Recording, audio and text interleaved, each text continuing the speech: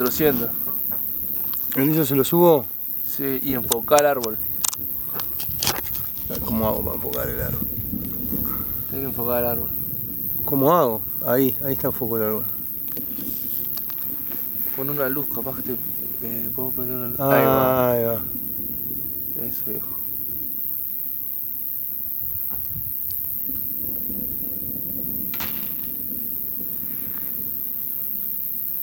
¿Quieres filmar en 50 cuadros? No.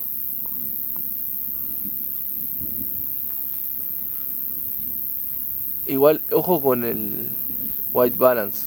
Sí, pero va a ser uno de estos, el que no queme todo. Pero el white balance se lo puedes cambiar. Eso, bien.